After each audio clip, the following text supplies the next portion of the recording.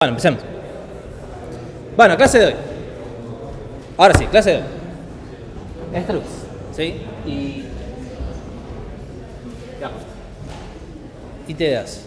Vamos a ir viendo cosas del lenguaje. Ahora un poco más aplicado quizás a lo que vieron hoy. Pero al fin y al cabo cosas del lenguaje. Todavía nos quedan un par más de clases de esto, ¿sí? No se preocupen. Pero ya de a poco vamos mechando ya los temas sí que nos interesan a esta materia. ¿Sí? Porque básicamente, para empezar a implementar las cosas que vieron hoy, temas de TDAs y demás, vamos a empezar a usar esto que tenemos aquí. ¿Sí? Que yo siempre hago la referencia, los que vienen de C, esto va a ser muy parecido a lo que vienen en C, los que vienen de Python, más o menos, pero más o menos. No mucho más que eso. Breve reminder, acuérdense, ¿sí? TP0 para el lunes, espero que ya lo hayan empezado, se hayan instalado las herramientas y toda la bola. Si no lo hicieron, bueno, empiecen a hacerlo porque le quedan 2-3 días. Es muy sencillo, sí, si ya lo estuvieron viendo me dijeron que es muy sencillo, pero no lo cuelguen porque después se topa con algún error boludo que no pueden solucionar y el domingo a las 12 de la noche están preguntando cosas y Martín los va a mandar a la mierda, ¿sí? Bien, habiendo dicho eso, empezamos con la clase de hoy. ¿Sí? ¿Esto se ve bien? Perfecto. Mejor. Bueno, estructuras en Go, ¿sí? Una estructura, un struct, mejor dicho, que lo que vamos a decir siempre, struct, nos va a permitir empaquetar datos, ¿sí? En término más genérico posible, en un solo contenedor, ¿sí? Nuestro struct, los que vieron en C ya saben lo que es, los que vienen de Python, lo podemos tomar como un análogo a las clases que teníamos en Python, sí, a los objetos. Nuestros structs me van a definir estos contenedores que van a tener información, van a tener ciertos miembros que van a ser distintos tipos de variables, que vamos a poder acceder a esos miembros y además vamos a poder darle comportamiento a estos pequeños contenedores para que no sean simplemente cajas bobas de información, ¿sí? ¿Cómo definimos un struct en Go? ¿Sí? Tenemos un par de palabritas reservadas. Definimos en este caso estamos definiendo un tipo punto, ¿sí? Que es de tipo struct. Le vamos a decir que tiene dos miembros, un X y una Y, que son de tipo entero, ¿sí? Para definir un punto en dos dimensiones, en R2. Y vemos acá en el código cómo lo vamos usando. Sí, es todo bastante intuitivo, ¿sí? Pero es para que se acostumbre nomás a cómo es la sintaxis en este lenguaje. ¿Cómo definimos un punto? Fíjense que yo estoy declarando la variable P, que es de tipo punto, ¿sí? Punto es el tipo que nosotros estamos creando, ¿no? Y al mismo tiempo por la derecha yo estoy creando, instanciando, por decirlo así, a falta de una mejor palabra, un struct de este tipo, ¿sí? Estoy diciendo, che, creame un struct de tipo punto y estoy pasando qué miembros y qué valores va a tener cada miembro de este struct, ¿sí? Le digo, creame un punto con x1 y con y igual 3. Más allá de la sintaxis, tiene mucho sentido, ¿no? Es bastante simple la idea de lo que estamos haciendo. Más cosas. Línea de abajo, que ya la descubrí. Otra forma de inicializar el punto. Fíjense que en este caso yo no le estoy pasando explícitamente el valor de x, solamente le paso el valor de y, ¿no? ¿Cuál se imagina que va a ser el valor de x en este caso para este punto que estamos creando? Muy bien, se ve que prestan atención en clase. Otra forma de inicializar el punto, que es igual a la primera, que es simplemente poniendo los valores, ¿sí? Si vamos a instanciar un struct con todos sus miembros, no es necesario ponerle nombre a cada uno de los miembros. Si le ponemos los valores en el orden que queremos que tenga, podemos ahorrarnos de poner todos los labels de lo que estamos haciendo, ¿sí? O sea, esta línea de acá, la tercera línea, es exactamente lo mismo que la primera línea, ¿sí? Pero es más conveniente porque escribo menos y se entiende. No puedo hacer lo mismo si no uso todos los miembros. Si no uso todos los miembros, el lenguaje no sabe cómo mapearlo a lo que ya tiene, entonces no funciona. Es sí o sí si usamos todos los miembros cuando declaramos uno nuevo. Puedo acceder a un miembro, asignarle un valor a un miembro, ¿sí? Como se imaginarán, bastante sencillo. Yo acá le estoy diciendo que ahora, en este punto, el miembro I vale 5 en vez de 3. ¿Sí? Puedo crear un punto vacío, donde vacío es simplemente que todos los miembros van a tener valor default, que en caso del punto es 0 y 0 porque son enteros, ¿sí? Que bueno, ya se spoileé antes, pero básicamente es eso, sí, va a valer 0 en este caso. Más detalles. Podemos crear punteros de nuestros struct también, porque los punteros básicamente son estas flechitas que me apuntan a la dirección de memoria de un valor. Entonces, si yo defino un tipo nuevo, punto, yo puedo crear punteros a estos nuevos tipos que yo defino también. ¿Sí? La forma de creación es exactamente idéntica. ¿Sí? Acuérdense del operador de... ¿Cuál era la ampersand? ¿De dirección o de indirección? De dirección, porque con esto obtengo la dirección de memoria. ¿Sí? Básicamente me convierte esta variable en un puntero.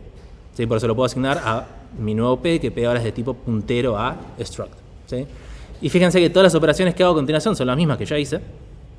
¿Sí? Puedo acceder al miembro directamente. ¿Sí? No importa que P ahora sea un puntero a un punto. Yo puedo acceder igual con el operador de puntito. ¿Sí?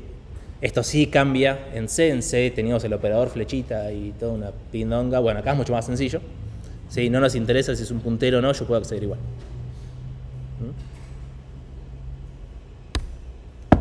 Otra forma de crear un puntero a un struct es usando esta función de acá, new, que es equivalente a crear un puntero a un struct vacío.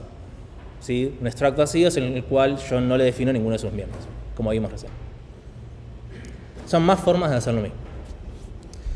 ¿Por qué se imaginarán que existe esto? Bueno, porque los que hicieron el lenguaje detectaron que había muchos casos donde pasaba esto, donde se creaba un puntero a un struct vacío, y dijeron, bueno, vamos a hacerlo más conveniente porque lo usamos tanto que me da paja escribirlo así. Entonces así es más fácil. Quizás a ustedes no les pase tanto, pero bueno, de vuelta, cuestiones del lenguaje que lo hicieron porque lo hicieron. ¿Cómo usamos un struct? Fijémonos en el siguiente ejemplo. Tengo un main donde defino un punto. ¿Sí? Fíjense que le defino únicamente el x, por lo tanto el i va a valer 0.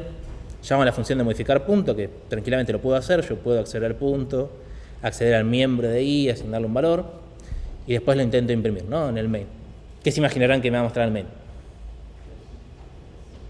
¿Cuánto? Estoy imprimiendo todo el punto, ¿no? O sea, me va a mostrar el x y el y. 3,5 me dicen. ¿0? ¿Qué sería 0? O 3,0, ¿no? ¿Cuál se imaginan que es? ¿Por qué? Porque no tiene asterisco. ¿Qué significa eso? Porque estoy haciendo una copia, ¿no? O sea, es literalmente lo mismo que venimos haciendo siempre. Un struct es un struct, es un tipo más. Si yo se lo paso a una función, eso se va a pasar por copia. ¿Sí? ¿Qué significa que un struct se pase por copia? Que se va a copiar todo lo que yo tenga dentro de este tipo. Entonces voy a estar pasando por copia el punto, el x y el y también. ¿Sí? Entonces si yo lo modifico en una función donde lo paso, sin llamarlo por puntero, estoy modificando la copia. ¿Sí? ¿Qué tengo que hacer? Convertirlo en un puntero. ¿Sí? Esto sí, exactamente igual. Yo defino un punto, a la función le paso un puntero al punto. Sí, el código tampoco cambia, porque es exactamente igual, pero ahora sí cuando lo imprima sí voy a ver el resultado que yo espero, porque lo que pasé por copia es la dirección de memoria del struct que yo tenía. ¿Sí? Acuérdense de eso, sí, siempre es por copia todo lo que hacemos. Sí.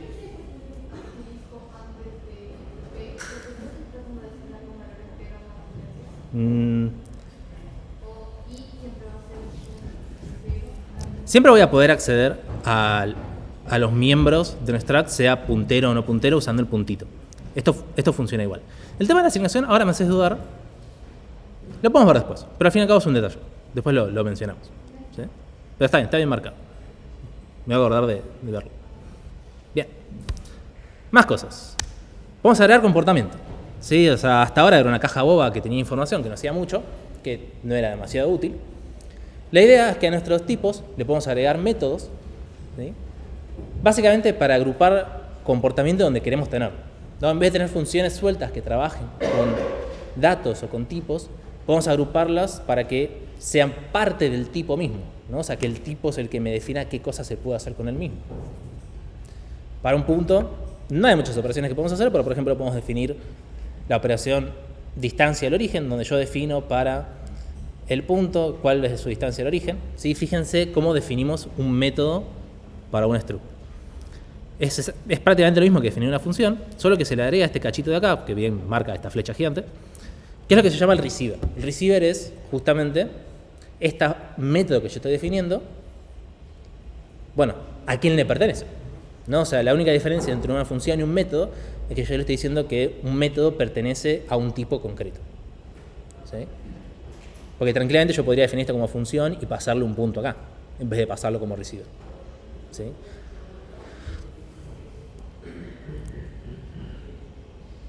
Tenemos el otro método suma. ¿Sí? Bueno, no lo mencioné, pero está escrito. Fíjense que acá cuando pongo el receiver, pongo el tipo del receiver y además pongo el nombre de la variable que quiero que tenga el receiver. ¿Sí? En este caso le pongo P, pero podría ponerle cualquier cosa. Otro método que tengo acá es el método suma, donde puedo sumarlo con otro punto, como vemos acá. ¿Sí? Fíjense que yo estoy devolviendo un nuevo extract de tipo punto, donde le asigno los valores que yo quiero. Y hay una pequeña diferencia con el anterior, que es este de acá. ¿Sí? No sé si se ve.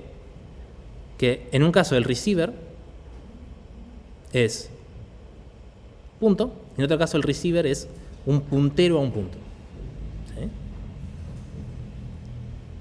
Yo puedo definir los métodos para mi tipo como yo quiera, como puntero o sin puntero. ¿De qué nos sirve? Bueno, ahora vamos a ver. Quiero ver que no me falte nada de esta diapo. Acá. Fíjense que yo voy a poder llamar de cualquier manera. ¿Sí? Fíjense que defino P1 es un punto, P2 es un puntero a un punto. Y en ambos casos yo puedo llamar a cualquiera de estos dos métodos, que en un caso tiene un receiver no puntero y después tiene un receiver puntero. Y llamarlos es exactamente de la misma manera. Entonces, ¿por qué se puede hacer esto? O sea, ¿para qué sirve? ¿No? O sea, si vemos que acá a la hora de ejecutarlo no me cambia nada. ¿Para qué me va a servir esto? Veamos el mismo ejemplo de antes. ¿No? Yo voy a querer definir un método de mi tipo punto donde pueda setearle un valor puntual a uno de sus miembros, X por ejemplo, podría tener uno igual para Y, ¿no? Creo mi punto, llamo a su método, fíjense que es struct puntito método, ¿sí? Y el valor que les quiero pasar, le seteo el valor y después lo imprimo. ¿Qué valor se imaginan que va a tener mi nuevo punto?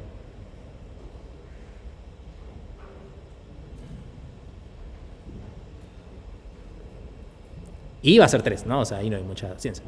¿Qué valor va a tener en X el punto que estoy imprimiendo acá? 0 seguro que no, pero básicamente 1 o 5, ¿no? O sea, es la discusión de siempre. ¿Cuál se imaginan que va a ser? ¿Alguien me quiere decir por qué?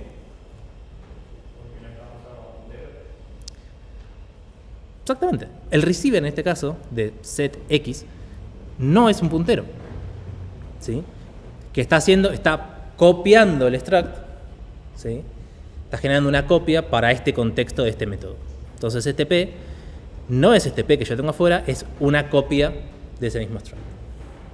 ¿Qué tengo que hacer si yo quiero definir un método que modifique mi extract? Definirlo con un receiver puntero. ¿Sí? Pregunta.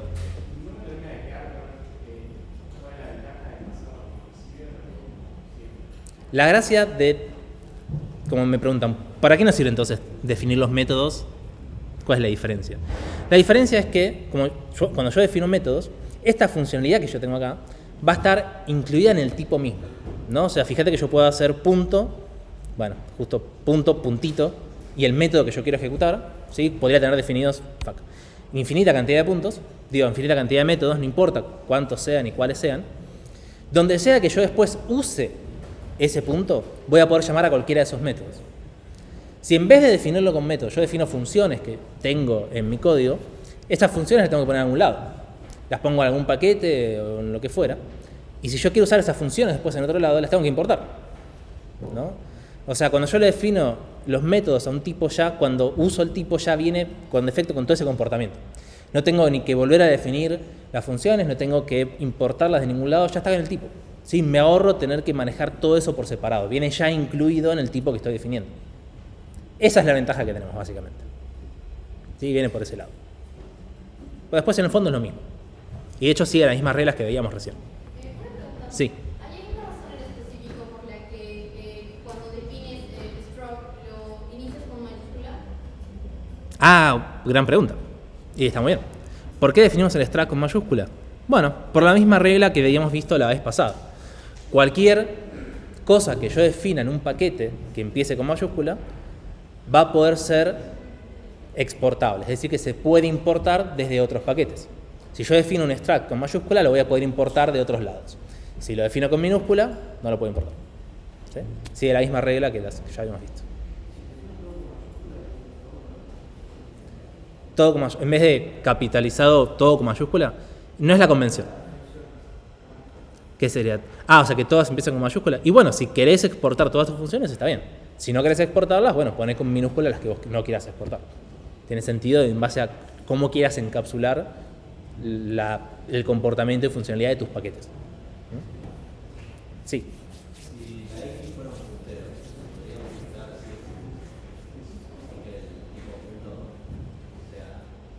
Gran pregunta. ¿Qué pasa si yo paso, por ejemplo, en este método, el punto sigue sin ser puntero, pero sus miembros son punteros? Tendría que probarlo, pero siguiendo... No, compila. Siguiendo la lógica, cuando estoy copiando el struct, estaría copiando el puntero. Si al fin y al cabo copio el puntero, debería poder acceder a lo mismo. Lo voy a probar. Es un buen detalle. Me voy a acordar de probarlo. Al final de la clase me voy a probar todas las cosas que me van diciendo. Me voy a acordar. Buena pregunta. Bien. ¿Qué más? ¿Sacamos bien? ¿Sí? Es un concepto nuevo, pero que de alguna manera ya lo vieron en algoritmos 1. Sea si lo vieron en C, que es prácticamente igual, sea si lo vieron en Python con objetos. Acá está más simplificado el tema. ¿Sí? Esto es uno de los puntos fuertes que tiene el lenguaje frente a otros lenguajes modernos, que es que simplifican todo el apartado de objetos. Porque no tiene objetos, tiene simplemente structs. ¿Sí? Tener objetos implica un montón de otras cosas. Bien, ¿seguimos? Vamos. ¿Qué más tenemos? Obviamente podemos anidar nuestros tipos, ¿no? O sea, yo defino un tipo, sus miembros no necesariamente son del tipo básico. Yo tranquilamente podría tener un tipo compuesto, como este que tengo acá, donde tengo una persona, tengo, mejor dicho, una dirección que tiene una calle y un número, podría tener más cosas, tengo una persona que tiene un nombre, tiene una dirección, y fíjense el detalle, esta persona además tiene un padre, una madre, que también son personas, ¿no? Es básicamente como una suerte de autorreferencia. Es un tipo que tiene miembros que son de su mismo tipo. ¿Sí? Que tiene sentido, porque yo cuando defino una persona le quiero definir su árbol genealógico y tranquilamente le puedo definir una madre, una padre y bueno, no sé, más miembros de la familia si quisiera. ¿Cómo haría en este caso? Muy sencillo. Defino mi primera persona, por ejemplo John Boyd. Si lo defino como persona, le inicializo únicamente el nombre. No le inicializo los demás valores porque, no sé, no los tenía o no me interesaban. Después defino otra persona, en este caso Angelina Jolie. Le defino su dirección, le defino su padre, que es John Boyd, puntualmente. Y fíjense que acá a la madre le paso Neil explícitamente, ¿no? ¿Qué estamos haciendo con todo esto? ¿Sí? Primero que nada, estamos definiendo una persona y le estamos pasando únicamente un campo, el nombre. Esta persona, John Boyd, ¿cuál va a ser su padre, su madre? ¿Cuál va a ser su dirección? ¿Qué valores va a tener ahí? ¿En cuáles? ¿Qué va a ser Neil? O sea, yo mencioné 3 campos, ¿no? O sea, todos van a ser Neil. Solo padre y madre. ¿Por qué? Porque Neil, acuérdense, es el tipo por defecto de los punteros. ¿Sí? Un puntero, un tipo que yo defino, sigue siendo un puntero. Entonces su valor por defecto va a seguir siendo Neil. Que es básicamente equivalente a pasárselo acá explícitamente cuando defino a Angelina Jolie, ¿no? Que fíjense que a Angelina Jolie se le tengo que pasar explícitamente porque estoy construyendo el struct sin ponerle el nombre a cada uno de los miembros, ¿no? Fíjense que me ahorré escribir un montón de palabras. Pero, como me ahorré eso, tengo que pasarle entonces el último campo, que no quiero inicializarlo con nada, pero se lo tengo que pasar igual, porque si no, no puedo hacerlo de esta manera. Pero me falta una cosa. Entonces, esta persona, el John Boyd, ¿cuál va a ser su dirección? Si no es nil.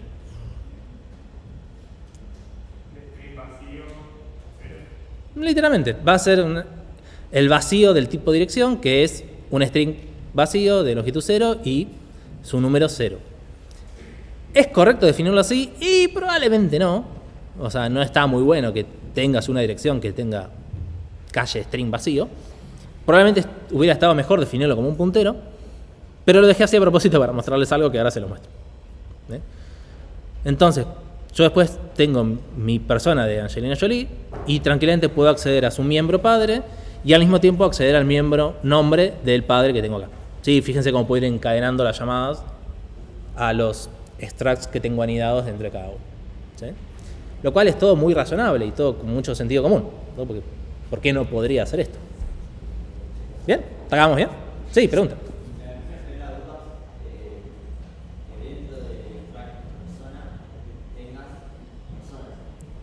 Es un tema, ¿no?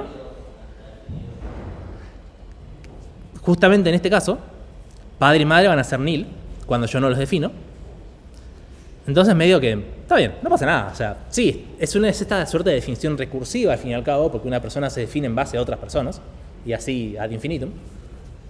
Pero lo puedo frenar. ¿Qué pasaría? Me falta una cosa. Sí, ahora voy a volver, pero si quieren pueden preguntarme. Sí. Ahora iba a hablar con eso, ¿eh? Sí. Bueno, vos.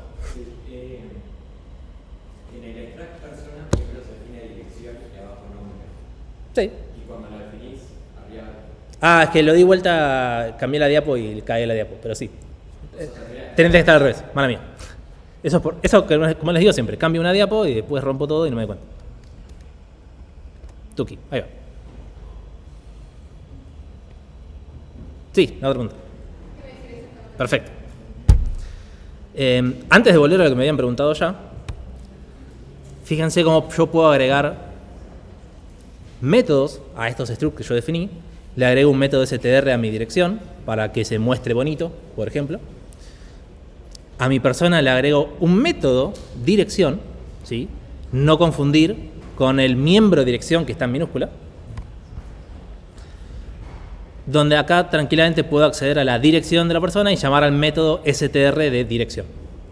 ¿Sí? Y encadeno todo de manera muy bonita, para imprimir de manera muy bonita donde vive John Boyd, porque claramente nos interesaba mucho. Tal cual. ¿Cuál es la definición entonces de método y función? La función es lo que ya conocemos de toda la vida, lo que veníamos haciendo hasta ahora. Lo que define un método y lo separa de una función es que un método tiene un receiver. ¿Para qué? Me pongo el puntero láser. Tiene un receiver. Es decir que este método no va a estar suelto en un paquete, no va a estar en ningún lado, sino que va a estar incluido en el tipo que nosotros estamos definiendo. ¿Sí? Acá al tipo dirección le estoy agregando el método str. ¿Qué quiere decir eso? Que en cualquier lado donde yo después use un tipo de dato que sea dirección, voy a poder llamar al método str de ese dato. ¿Cómo lo puedo llamar? De esta manera. Variable, puntito, el nombre del método. ¿Sí? Si esto fuera una función, tendría que hacer str, paréntesis, pasarle la dirección, cerrar paréntesis, como si fuera un argumento más. Este método no tiene argumentos, tiene un receiver. Es decir que voy a poder llamarlo donde sea que yo tenga la dirección. Como mencionaba antes, el beneficio de tener métodos versus tener funciones es justamente ese, que yo puedo llamar a estos métodos desde donde sea que yo esté usando este tipo.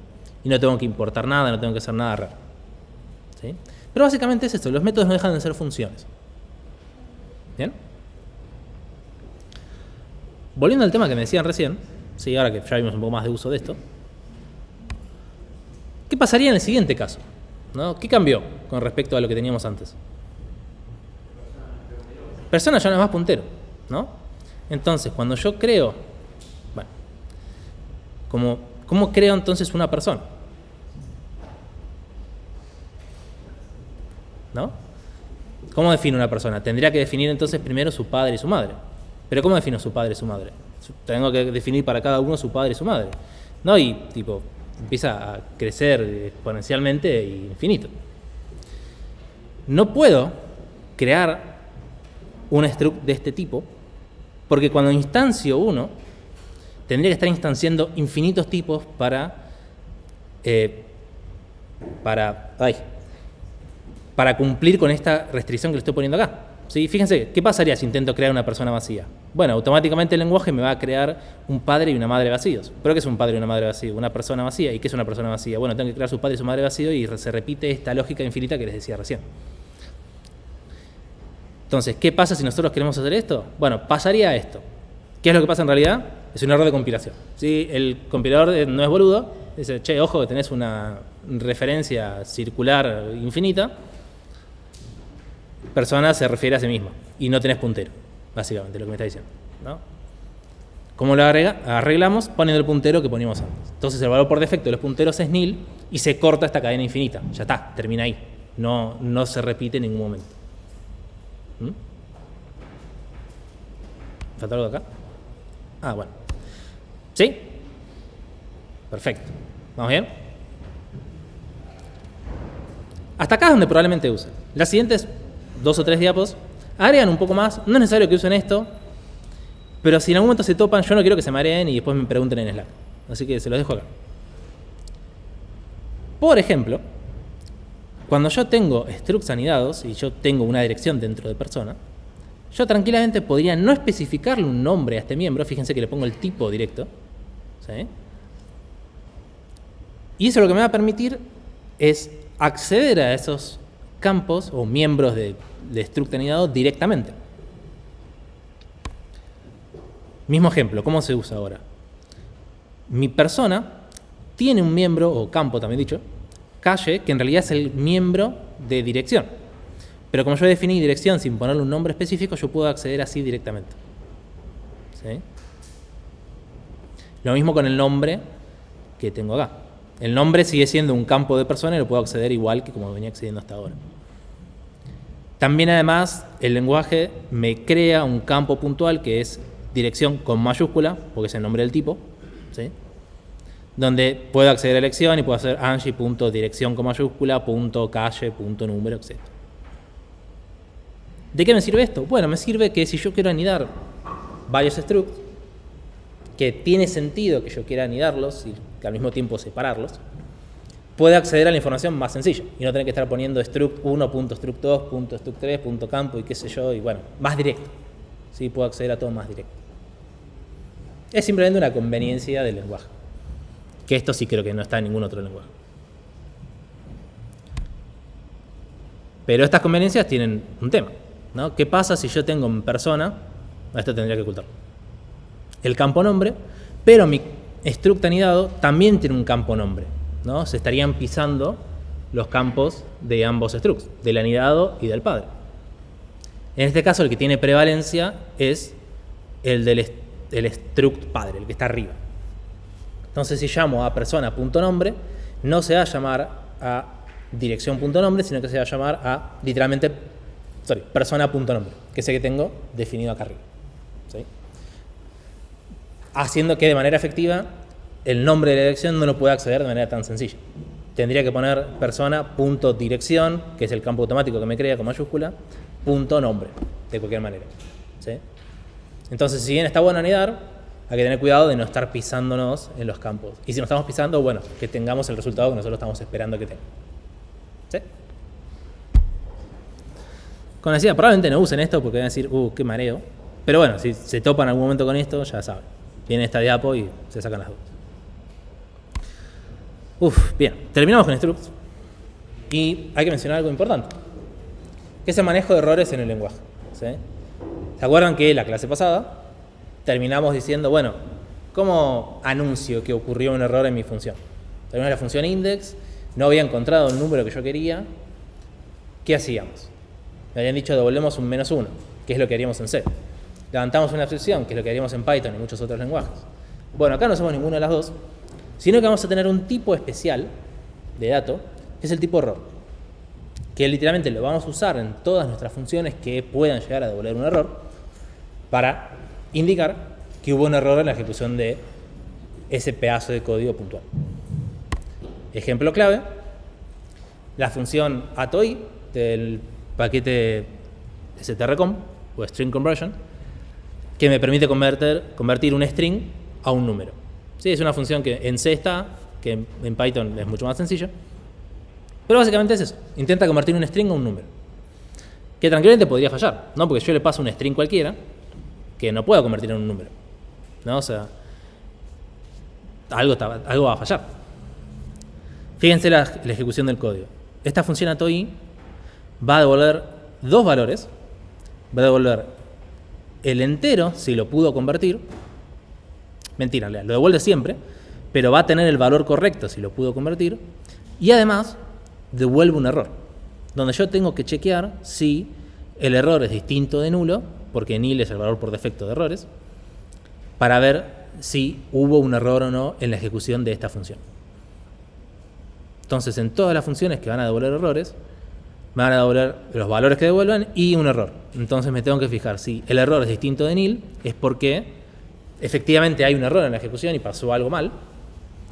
Acá, por ejemplo, manejo el error haciendo lo que se me antoje, en este caso imprimiendo por pantalla, donde muestro un mensaje y además imprimo el mensaje del error. ¿Sí? Y si no hubo un error, bueno, muestro cuál fue el número que pude convertir. ¿Sí?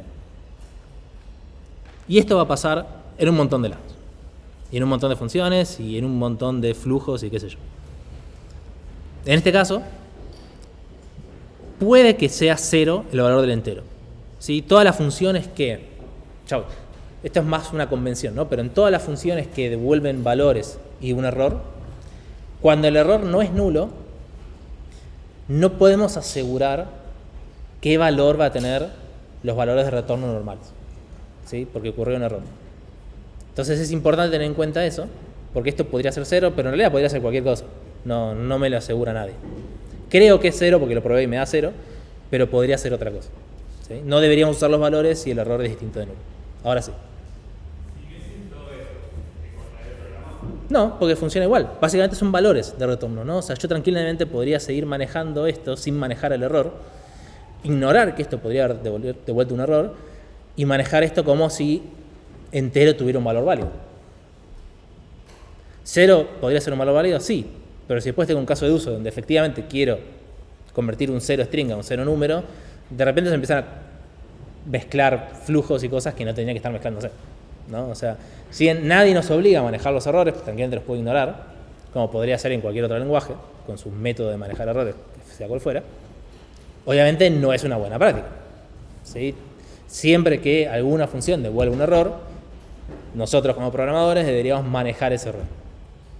Generalmente lo que pasa es que tenemos nuestra llamada de, no sé, 25 funciones, la 26 falló.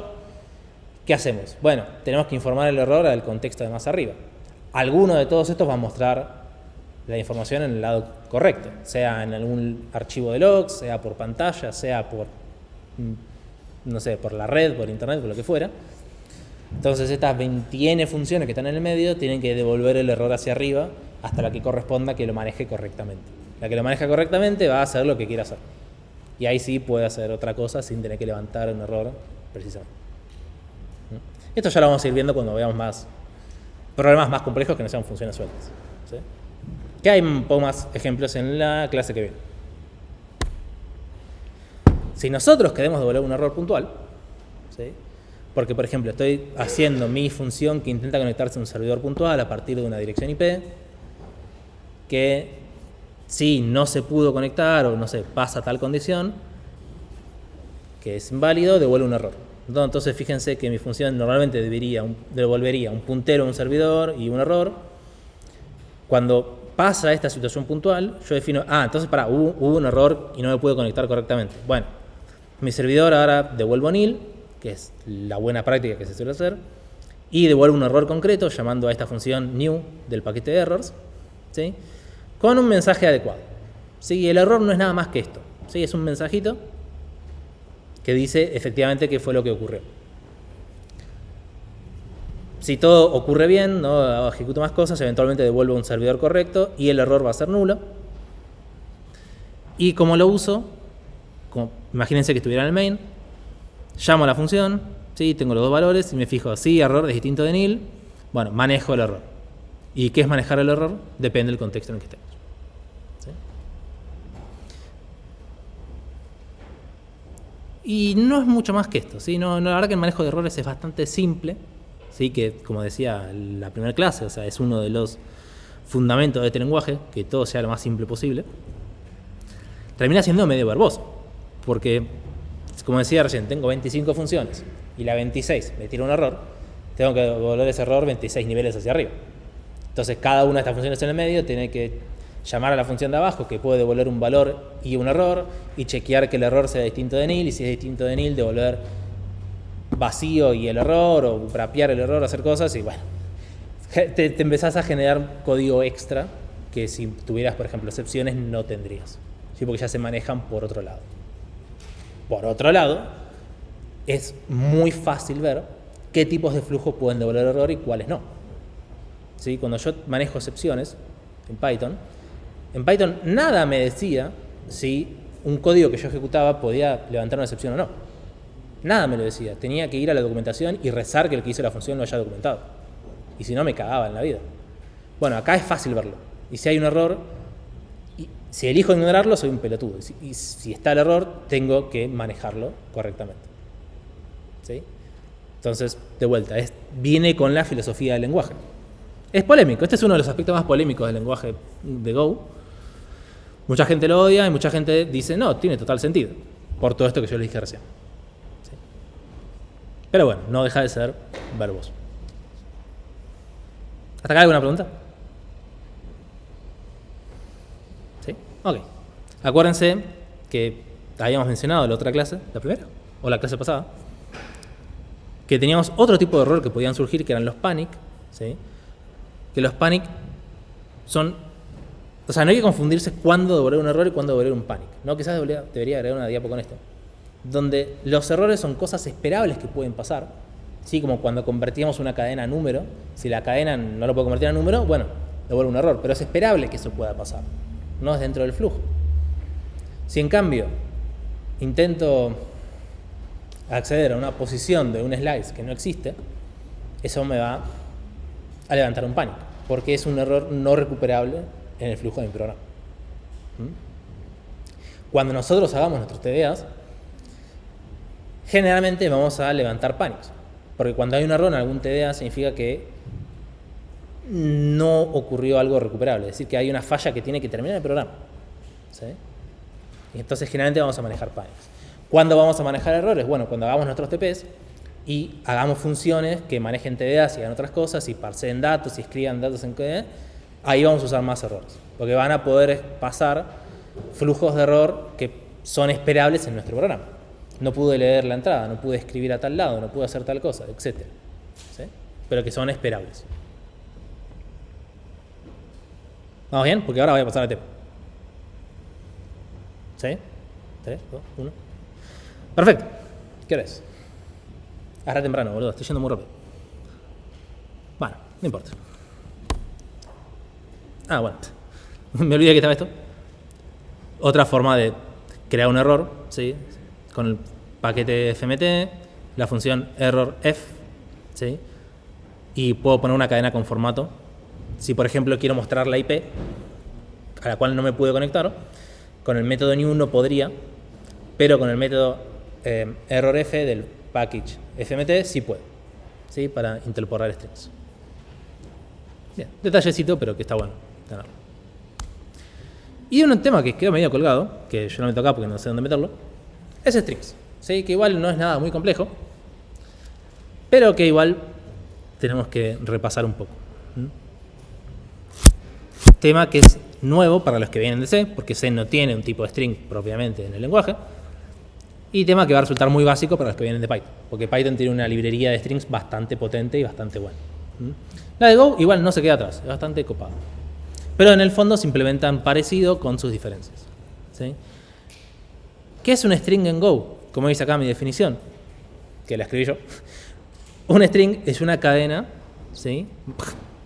Una cadena o string es un slice de bytes, ¿sí? De solo lectura. Entre paréntesis, no se puede modificar porque es de solo lectura. Cada carácter que voy a tener en mi string es de tipo run. ¿Se acuerdan en la primera clase que teníamos los distintos tipos? Y en la diapo donde estaban todos los números, a la derecha, arriba de string, había un tipo que decía run. Bueno, es este. Es cada uno de los caracteres que vamos a tener en nuestras cadenas, donde cada uno va a representar un símbolo Unicode, ¿sí? Y además cada uno puede ocupar, negrita, entre 1 y 4 bytes. ¿Sí? No es un tamaño fijo.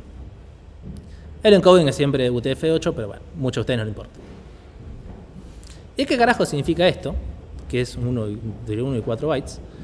Que viene por este lado, ¿no? O sea, en antiguos lenguajes de programación, como en C, cuando nosotros teníamos algo que se parecía a un string, cada carácter que nosotros queríamos representar, no sé un carajo, ¿no? Cada carácter que queríamos representar lo usábamos con un byte o menos siquiera para poder representarlo. Esto después véanlo en las diapos ustedes en su cuenta si no se llega a ver la tablita. Pero esta tablita de la izquierda es la tablita ASCII, que básicamente me dice cada número del 0 al 127 qué carácter representa. Bueno, el 0 no porque es el nulo, pero todo el resto qué carácter representa. Sí, en el medio tengo las letras, tengo los símbolos de operación, tengo algunas cosas medio falopa que no me acuerdo qué son, y demás. ¿Sí? Eventualmente esto se extendió a lo que es el extended ASCII, que en vez de ser solamente 128, son 256, ¿sí? Porque agrega 128 caracteres más, y ahora sí se usa un byte entero. Pero obviamente esto no es suficiente, ¿sí?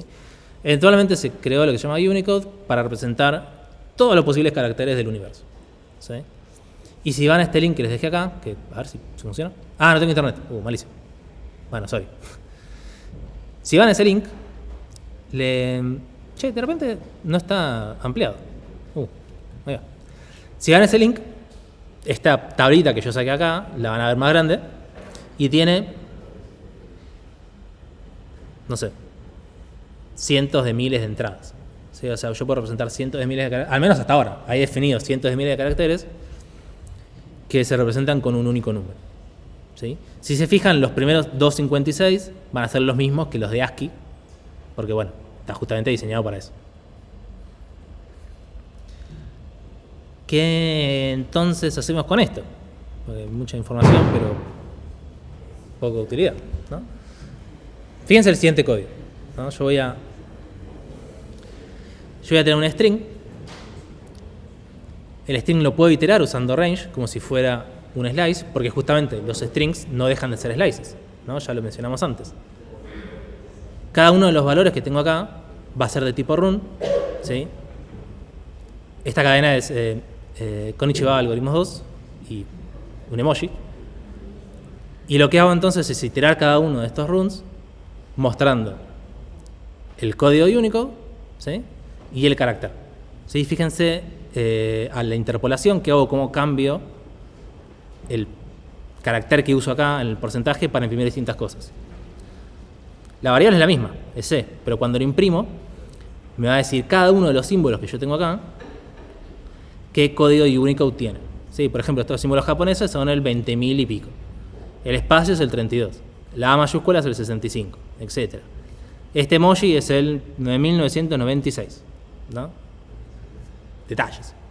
Pero vemos como cada uno, o sea, son números muy distintos. Y que al fin y al cabo los podemos iterar uno por uno siendo de esta manera.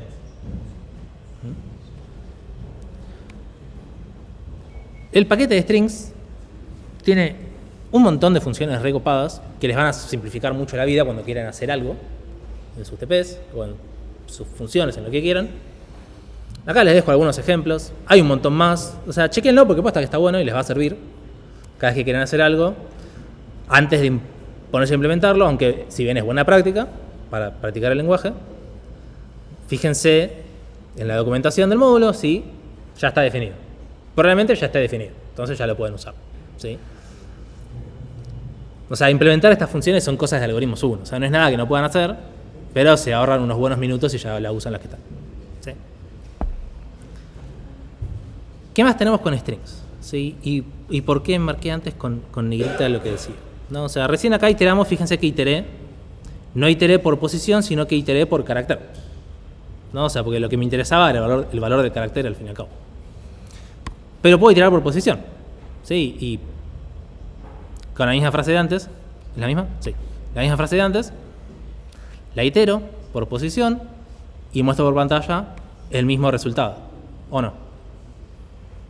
No es el mismo resultado. ¿Qué es esto?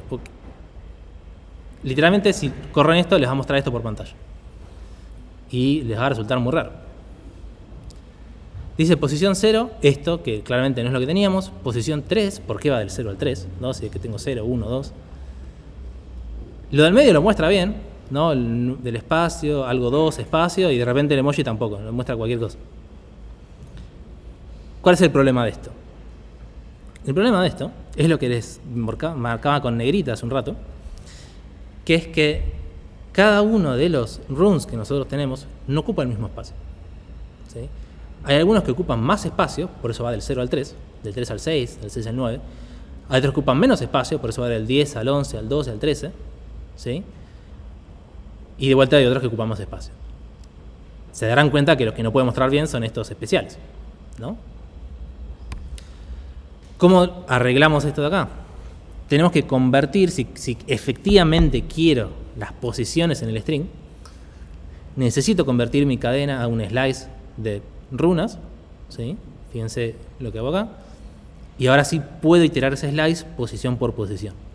Y ahora sí esto me va a mostrar el resultado que yo estaba esperando. Esto ya es un detalle de implementación, ¿sí? Es un dato de color.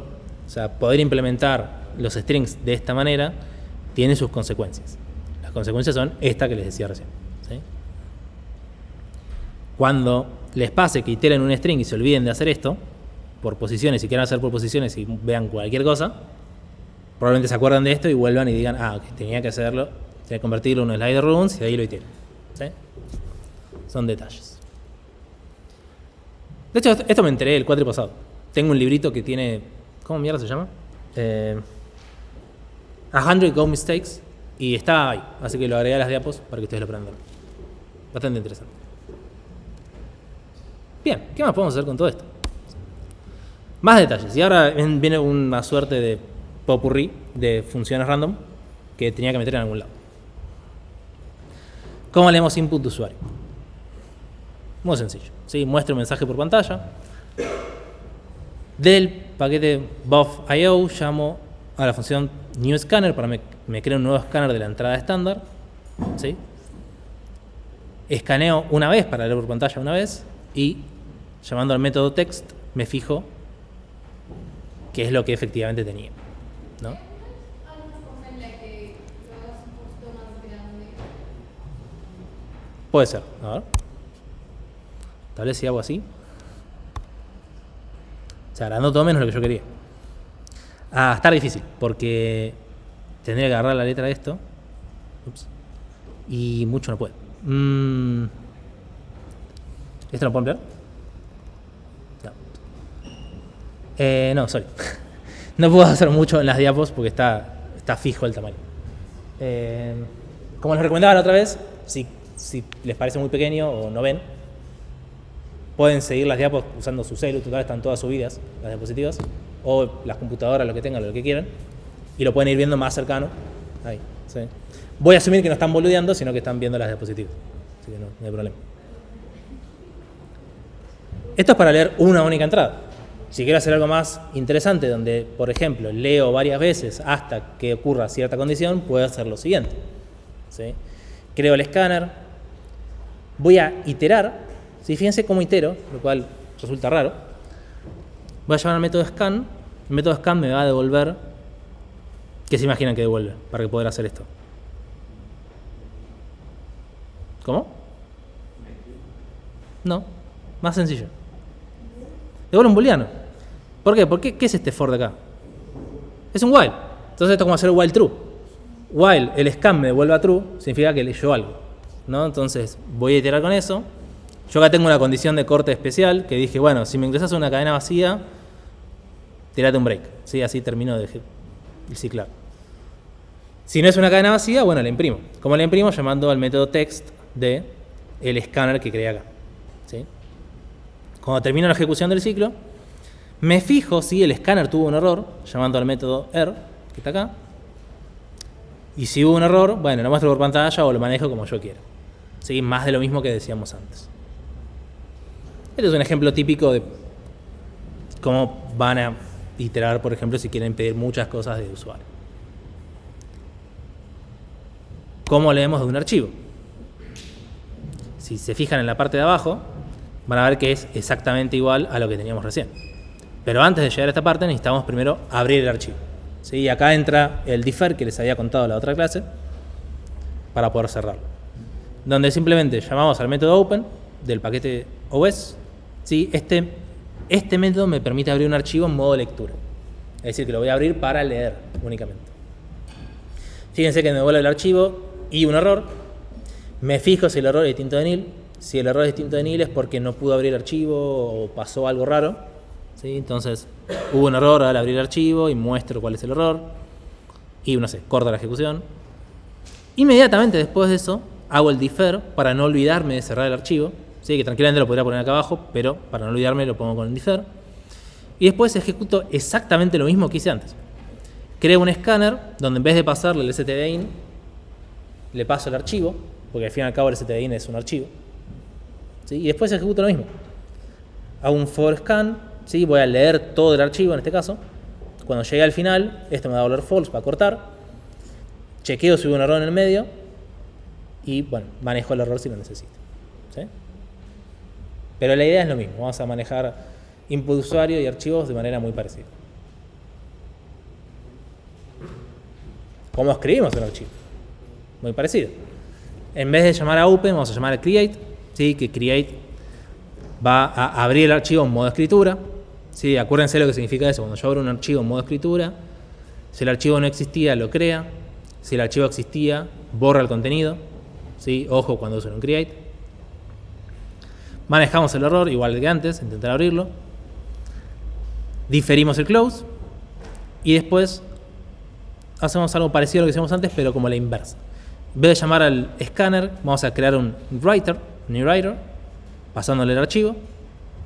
Entonces este data writer, por ejemplo en este caso vamos a, no sé, iterar un slice de strings y vamos a escribir cada uno en una línea nueva.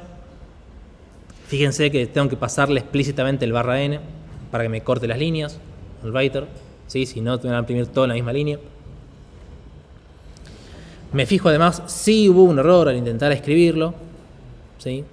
Fíjense que esto además me devuelve otro valor acá, que yo estoy ignorando, que si quieren saber cuál es, bueno, van a tener que ir a la documentación y ver qué es. Y si hubo un error, no sé, lo muestro por pantalla, por ejemplo. Y al final le hago un flash, que es esta línea de acá, que técnicamente no es necesario, pero es buena práctica hacerlo inmediatamente después de que terminamos de escribir, por cómo funciona los sistemas operativos generalmente, ¿no? O sea, esto ya es un poco más avanzado de lo que vemos nosotros, pero se lo mencionamos. Cuando nosotros accedemos al disco, ¿sí? Todo lo que no es memoria RAM, o sea, va más abajo, todo lo que se persiste persistentemente, el acceso es muy lento. ¿Sí? Si bien hoy en día tenemos discos de estado sólido y toda la falopa, es bastante lento igual, ¿sí? Comparado con la velocidad del procesador, la velocidad de la memoria RAM. Entonces, como eso es muy lento, queremos hacerlo lo menos posible.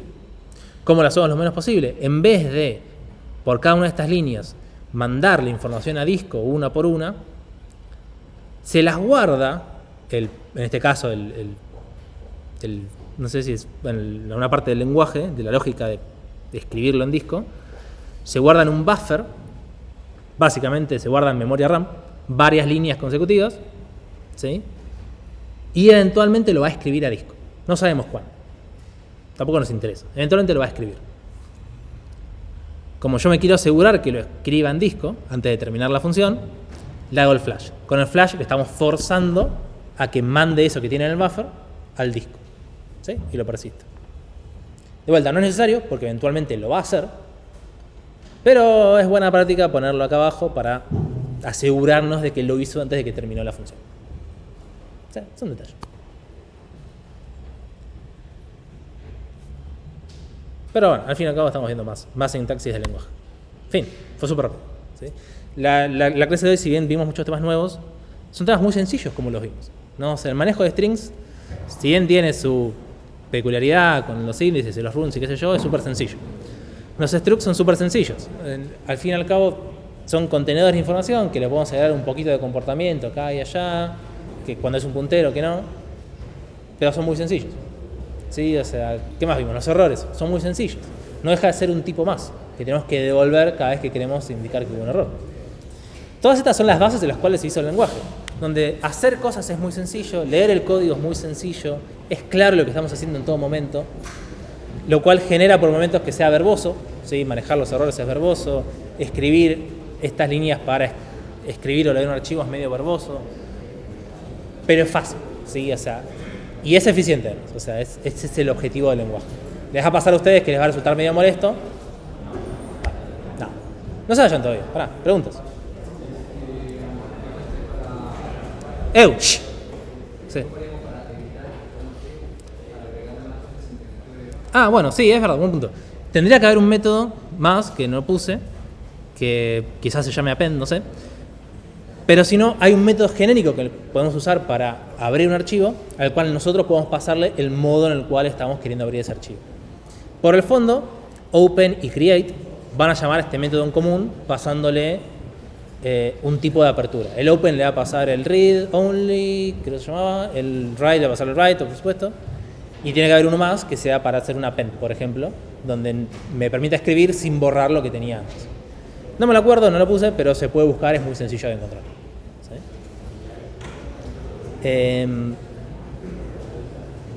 Bien, no me olvidé, tenía que probar dos cosas que me fueron diciendo durante la clase. Una era el struct pasándolo por copia, pero con los campos puntero. Y la otra sí me la olvidé, que esa no me acuerdo cuál era. No me acuerdo quién me lo dijo. Creo que era por acá. ¿Qué era? ¿De verdad? Que era ayer. Tendría que ver la grabación, pero no lo voy a hacer.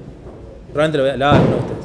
Pero sí podemos probar lo otro, que debería ser bastante fácil de probar, ¿no? ¿Tengo un editor de texto por acá? Sí. Bien. Era sobre Sí. la referencia que tú le estás dando pero a una... Si tenía que pasarle el asterisco o no. Bien, podemos probar las dos cosas. Perfecto, me gustó. Bueno, vamos a probar esas dos cosas. Honestamente, si se quieren ir, váyanse, pero no hagan ruido. Así no me rompe las bolas. Vamos a hacer esas dos cosas. Vamos a hacer esas dos cosas con mi hermoso editor de texto Visual Studio Code. Lo haría en el Go Playground, pero no tengo internet y me da paja conectarlo, así que lo vamos a hacer por acá más rápido. Fíjense cómo voy a hacer, que es lo mismo que hacemos siempre. ¿Sí? Pero queremos crear algo nuevo. Yo voy a tener mi workspace, donde tengo distintos módulos que estoy usando. En este caso, tengo el módulo de ejercicios, y dentro del módulo de ejercicios voy a tener distintos paquetes para cada una de las cosas que quiero hacer, ¿no? Esto, por ejemplo, es lo que podían tener ustedes en su casa, para la materia. Yo además lo tengo guardados por, no sé, cosas de TDA, división y conquista, y algo medio falopa que no sé qué es. Vamos a agregar un paquete nuevo a mi módulo de ejercicios. Vamos a agregar, no sé, clases, ¿sí? Y adentro le agrego un archivo que sea, no sé, este podría tener cualquier nombre, no importa. Y vamos a decirle que es del paquete clases. ¿Bien? Entonces, vamos a definir lo que dijimos recién. Vamos a hacer primero el de, a ver si necesitamos pasar un asterisco para asignarle el campo a un puntero a un struct. ¿Sí? Entonces definimos el struct, teníamos el punto, struct, con dos campos, x y, que son enteros. Le definimos un método a este punto, ¿sí? Pasándole un receiver puntero. Acá sí puedo, sí, es verdad. A ver si así funciona. Maldito Visual Studio Code. Esto lo puedo hacer en View, Appearance, Zoom in, Command igual. Y estaba tocando Command igual. ¿O no? Esto es Command igual. Bueno, me lo hago una vez más. View, Appearance, Zoom in. De repente se me está agrandando mucho. ¿Esto lo puedo cerrar? Sí, ¿cómo lo cerraba? Ahí va, perfecto. ¿Se entiende más o menos acá? Sí, ¿no? ¿Ahí se ve? Perfecto. Decí que tengo que escribir poco código. Defino un método para mi punto con un receiver puntero que sea, que dijimos que era setX, ¿no? Que recibe un valor para X. Y primero vamos a intentar hacerlo así. P.x va a ser igual a este valor, ¿no? Entonces, vamos a usar, bueno, tengo que abrir. Vamos a ir al main. Salí. Ahí. El main, tengo un montón de cosas.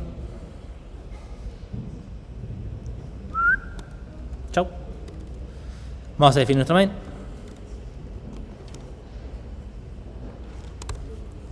En nuestro main vamos, primero que nada me aseguro de importar el nombre del módulo, ejercicios, nombre del paquete. ¿Cómo le puse el paquete? Clases. ¿Sí? Y dentro de esto vamos a crear un nuevo punto, que sea un puntero a un punto, donde le paso, no sé, cualquier cosa, 3 y 5. Y acá vamos a hacer p.setX.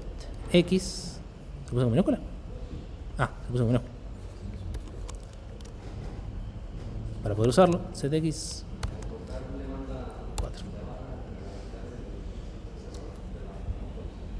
¿Cómo? Ah, a ver, ¿qué puse? Ah, sí, cualquiera. Ni me di cuenta. Bien, genial. ¿Qué estamos diciendo? Esto. Y vamos a ver si lo puedo imprimir. Inline P, ¿no? Sí, ¿y ahora qué querés? Sí, no, a veces esto falla, pero en realidad funciona. Bien, perfecto. ¿Están importando el FMT? Sí. Vamos a ver si esto compila, ¿no? O sea, esto es lo que eran ustedes. Corran el código, ignoran las líneas rojas, no les importa. Hacen go run. Y esto estaba dentro de ¿qué directorio estoy? Perfecto. Vamos a ir al directorio de mi módulo, que es ejercicios. Y acá vamos a hacer go run. Main.com. Enter. Imported and not used. Y sí, por supuesto. Chau. Y esto me lo sigue marcando, fíjense por qué. ¿Qué dijimos antes cuando importábamos algo de un paquete? Siempre que usamos algo de ese paquete tenemos que anteponer el nombre del paquete para poder usarlo. ¿Sí? Si bien ahora me lo sigue marcando en rojo, van a ver que ahora está bien. Ah, qué boludo, porque claramente yo estoy muy dormido. Ahora tiene más sentido, ¿no? Too many arguments to conversion to classes. ¿Dónde? Sí, exacto. Como yo importé el paquete clases del módulo ejercicios, cuando yo uso algo del paquete clases, tengo que anteponerle el nombre del paquete. ¿Sí? Perfecto. Ahora sí debería compilar. Funcionó. O sea que no necesitamos ponerle acá, ¿dónde era? El asterisco para poder llamarlo. Si le pongo el asterisco, tengo un pequeño error. Invalid operation, cannot indirect p.x. Van a tener que hacer esto. ¿Sí? Porque estaría primero haciendo la operación del puntito y después el asterisco, que es un problema. Esto también es válido, pero fíjense que no es necesario. ¿Sí? Yo lo puedo obviar. En algunos casos no va a ser obviable. No me acuerdo cuándo se podía obviar y cuándo no, pero ya le dirán bien. Detalles. Lo otro que queríamos probar era definir un stack con un receiver que modifique, que no reciba un puntero, pero que sus campos sí sean punteros, ¿no? Por ejemplo, vamos a definir así. Qué tarado. XY va a ser el tipo puntero entero. Y acá vamos a hacerlo así. ¿Sí? Entonces, todo se mantiene igual. Yo creo mi punto. Vamos a crear un no puntero. Pero, ¿qué carajo querés? Ah, cierto, son punteros. Oh.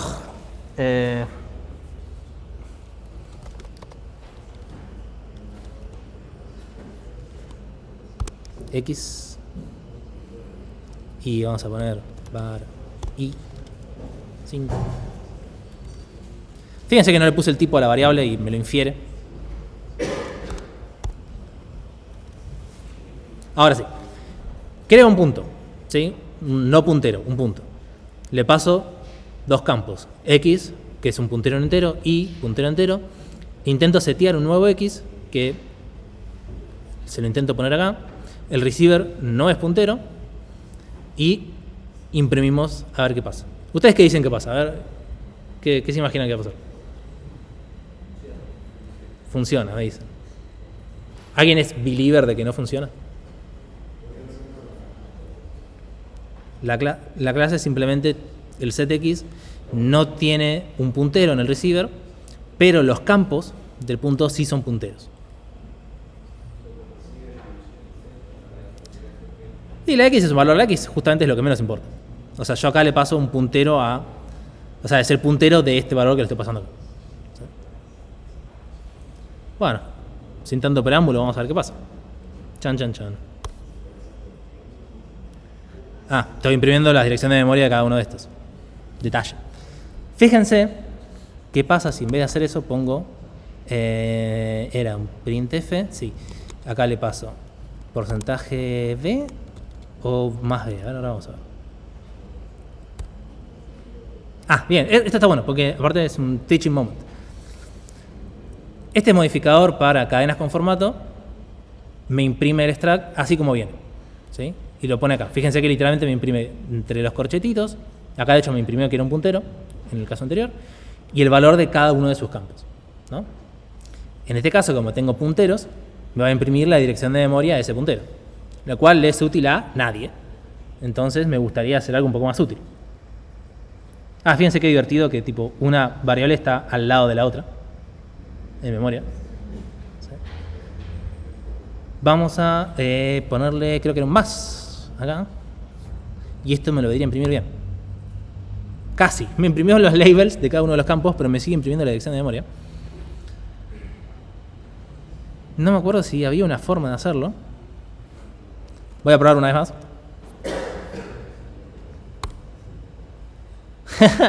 Más cerca todavía, porque ahora me dice que es un puntero entero, por lo menos. Pero me sigue imprimiendo la dirección de memoria. Como no me sirve, vamos a hacerlo a mano y a la mierda. Vamos a imprimirlo así.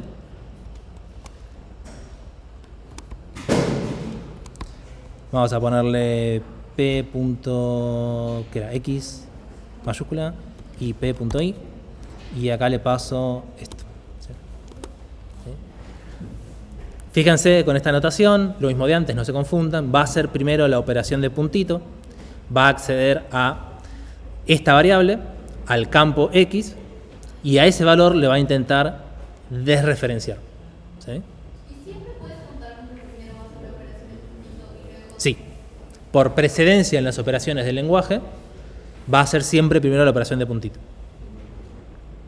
Si quieren pueden ponerle paréntesis, o sea, está bien, va a funcionar igual, pero no es necesario. ¿Sí? O sea, si sabemos operar bien con el lenguaje que usamos, nos podemos ahorrar de escribir muchas cosas. A ver si ahora funciona. No se cambió. Me imprimió 3 y 5. Intenté poner un valor. Se pasó la copia, pero estos punteros que tiene acá, o son otros punteros o no sé, pero no están apuntando al mismo valor por detrás. ¿Sí? Sigo modificando la copia y el puntero X de esta copia, no es el mismo puntero X que este que tengo afuera. ¿Sí? Entonces, si quieren cambiar algo de un struct, sí o sí siempre el receiver tiene que ser puntero. ¿Sí? Y si ahora yo hago así, ahora sí se puede. Qué divertido. Sí, ahora no tengo más nada, se pueden ir. Pero si quieren podemos ir haciendo consultas o dudas. Voy a parar la grabación.